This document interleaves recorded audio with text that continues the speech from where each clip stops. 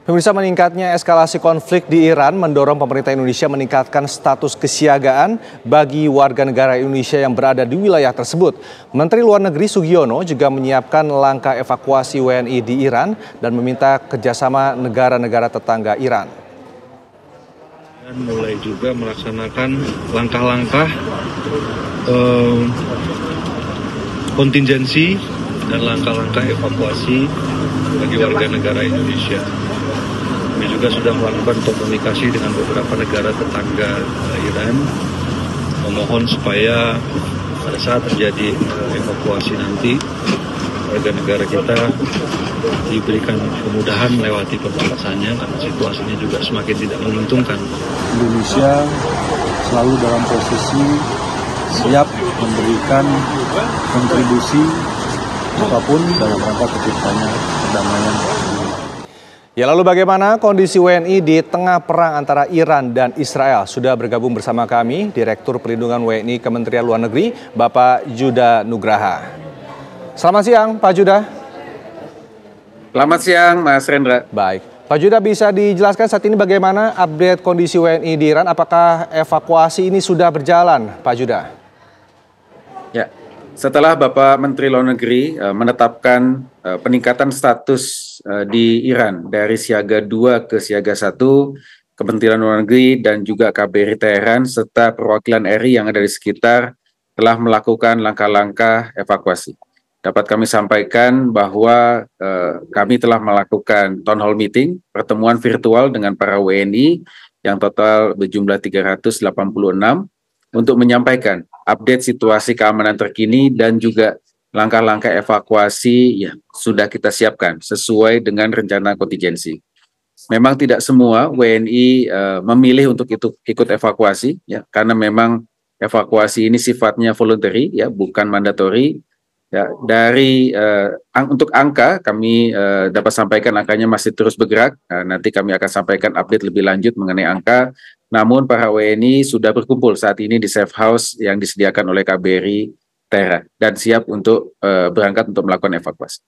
Baik, untuk langkah-langkah evakuasi ini apa saja yang sudah dilakukan? Pak Judah, apakah juga sudah menghubungi negara-negara tetangga dari Iran untuk proses evakuasi WNI, Pak? Ya, sudah. Jadi berdasarkan town hall itu kami meminta para WNI yang bersedia untuk dievakuasi segera mendaftar dan kemudian kami sampaikan komunikasi tersebut ke perwakilan RI terkait untuk dapat dikoordinasikan dengan negara transit untuk kelancaran dan juga keamanan proses evakuasi. Baik, untuk data sementara Pak, apakah ada WNI juga yang belum bersedia untuk dievakuasi dan ini kebanyakan apa alasan dari mereka, Pak? Ya, betul. Ada beberapa WNI yang memang merasa belum ingin dievakuasi. Ya. Sebagian ini memang mahasiswa dan pelajar yang ada di Kota Qom yang relatif, ya, memang relatif mendapatkan serangan yang relatif kecil dari Israel. Walaupun tentunya kami juga menghimbau karena dalam konflik bersenjata seperti ini, kemungkinan eskalasi lebih lanjut dapat meningkat setiap saat. Jadi kami sangat menghimbau sebetulnya agar mereka bersedia untuk evakuasi. Namun memang menyatakan mereka ingin tetap stay dulu di Iran. Tapi Pak, dengan kondisi yang siaga 1 saat ini, apakah memang masih memungkinkan untuk WNI kita bertahan di sana? Mengingat ini perang semakin bereskalasi tinggi, apakah memang nantinya akan ada kewajiban bagi WNI untuk dievakuasi, Pak Judah? Itu yang kami jelaskan pada saat town hall meeting, ya, bahwa ketika kita sudah mempersiapkan proses evakuasi saat ini, tentunya kita mengharapkan semua WNI yang ada di Iran bersedia untuk dievakuasi. Karena kita tidak pernah tahu bagaimana pola eskalasi lebih lanjut, ya, yang mungkin akan sangat keotik dan kemudian akan membuat, ya, kemampuan KBRI terhambat, ya, dalam proses evakuasi lebih lanjut. Jadi kami sangat mengharapkan jangan menunggu sampai situasinya lebih parah lagi, ikut evakuasi saat ini. Baik, Pak Judah, mungkin selain WNI yang berada di Iran, apakah ini juga berlaku untuk WNI yang berada di Israel? Kita ingin juga menanyakan laporan apakah banyak WNI yang saat ini berada di Israel, Pak?